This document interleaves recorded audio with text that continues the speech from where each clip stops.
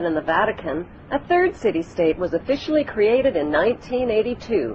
That city-state is called the District of Columbia and is located on 10 square miles of land in the heart of Washington.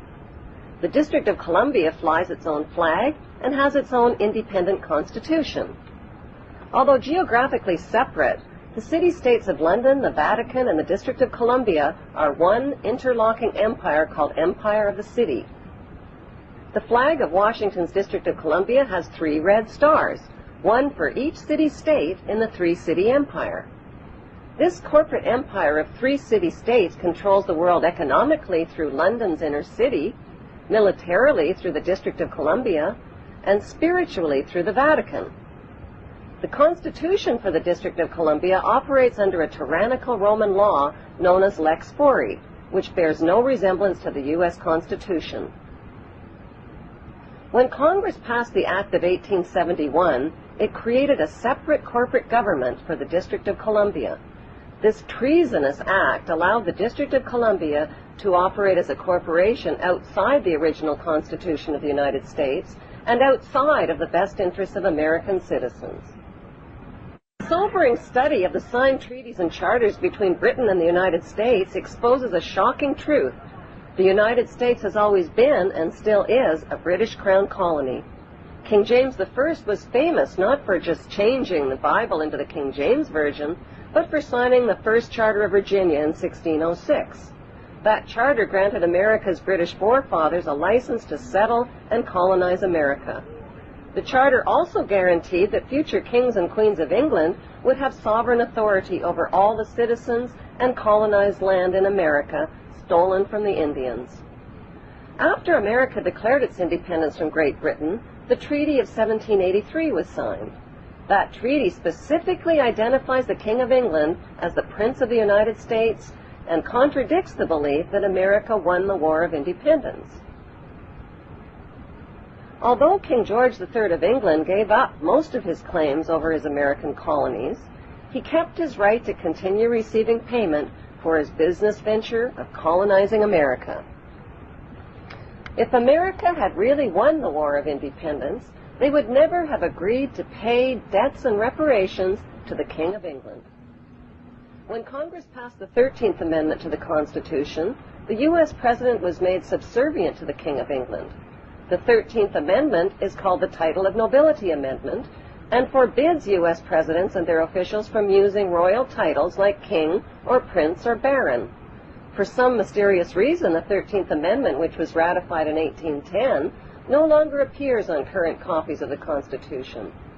America's blood-soaked War of Independence against the British bankrupted America and turned its citizens into permanent debt slaves of the king.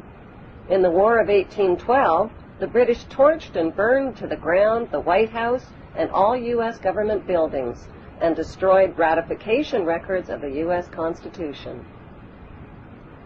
1 century later, a corrupt U.S. Congress committed the biggest theft in world history. They passed Paul Warburg's Federal Reserve Act in 1913, handing over America's gold and silver reserves and total control of America's economy to the Rothschild banksters.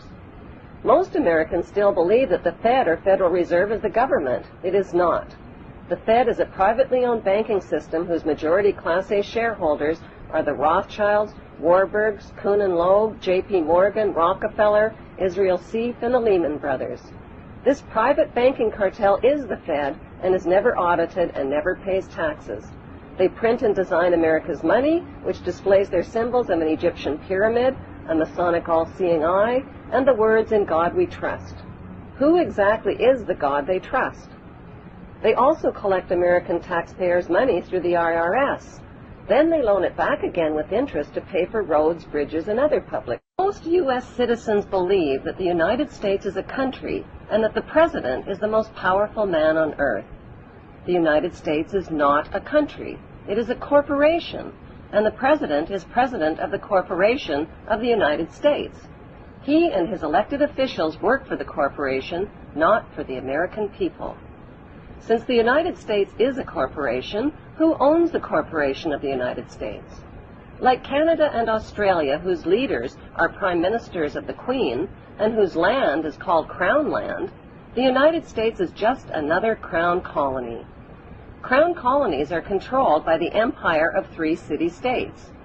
At the center of each city-state is a towering, phallic-shaped stone monument called an obelisk that points skyward. In D.C. city-state, the obelisk, known as the Washington Monument, was dedicated to Freemason George Washington by the Freemason Grand Lodge of the District of Columbia.